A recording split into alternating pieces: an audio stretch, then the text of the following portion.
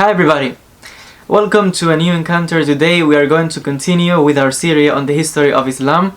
And previously we have spoken about the principal text for Muslims and making reference of the Quran.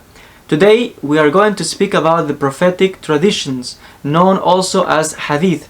And this is the second most important source for Islamic scripture. The Hadith or prophetic traditions, as it means, these are what the Prophet did, said and approved.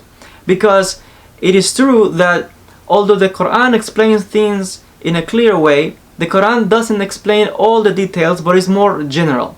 For example, the Quran specifies that a Muslim must pray to God, but the Quran doesn't teach how to pray to God. That is why in the prophetic traditions, in the Hadith, the Prophet said, "You must pray the way you have seen me."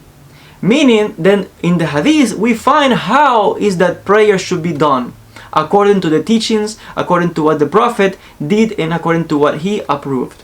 Therefore, the Sunnah, as has been known, is very, very important in the life of a Muslim, because the Sunnah, the Hadiths, fill in the vacuums that sometimes the Quran is not clear or is not specific about certain things, but then the teachings and the deeds of the Prophet specify for the Muslim, so he should be able to worship God and to follow in the steps of the Prophet of Islam.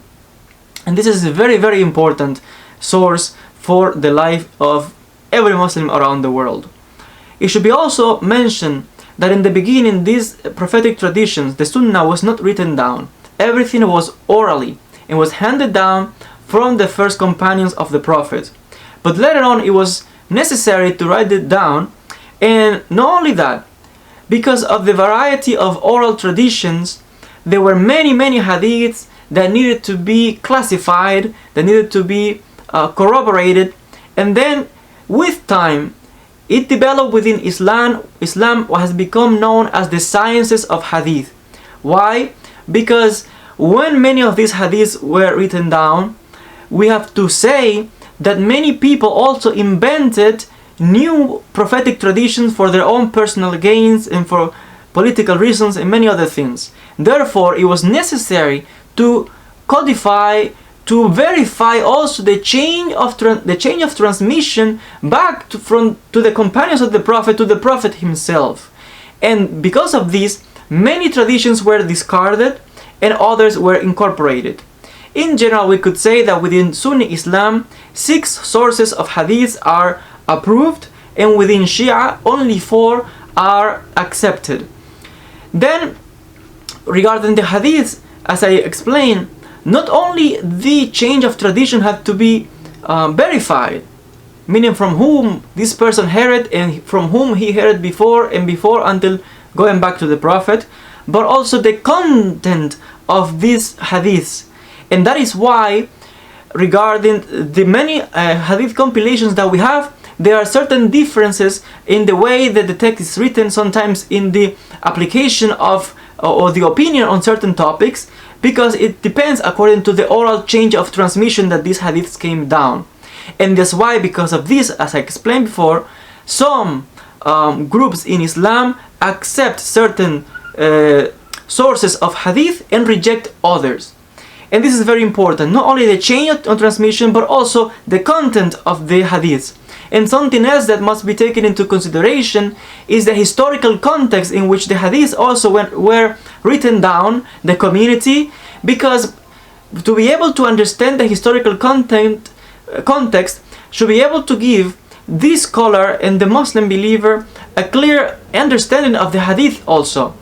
And as I explained, a whole new field within Islam appeared, the sciences of the hadith. And this is very, very significant and very, very important.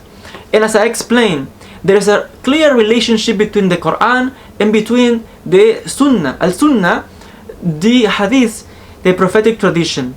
Because as I explained, whatever the Quran is not clear, then the Sunnah should be able to explain it.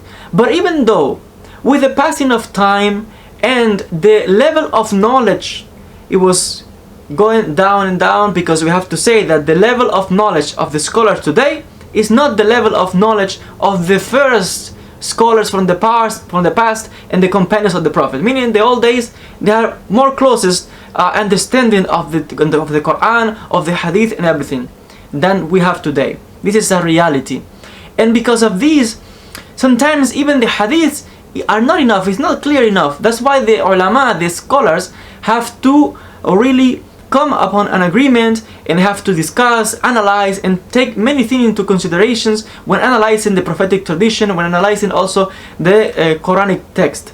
And that's why there are scholars in Islam whose I want to say, let's say, whose job, for just to say a word, is in fact to study the two most important sources of scripture for Muslims, the Quran and the Hadith. And because of their work that has been very, very significant, they have been able to explain for the generations throughout time up to our very days in a clear and concise way the different opinions of the different scholars. Because this is something else. Sometimes scholars could agree in certain things and other scholars could disagree in certain things. And that's why in Islam we also have different schools of interpretation, and all around the study of the Quran and around the study of the Al-Sunnah, the Hadith, of the prophetic traditions. In future videos we are going to continue explaining different topics related to the scriptures of Islam. In particular, we are going to talk about more details about the Quran, its content, and specific points that it should be beneficial for those who are watching this video, either Muslim or non-Muslim, that indeed I think they could benefit, and to be able to more explain in more detail regarding the content of the Quran, Muslim beliefs, and more. As always, I want to thank you so much for your attention, and God willing, we'll see each other in the next video.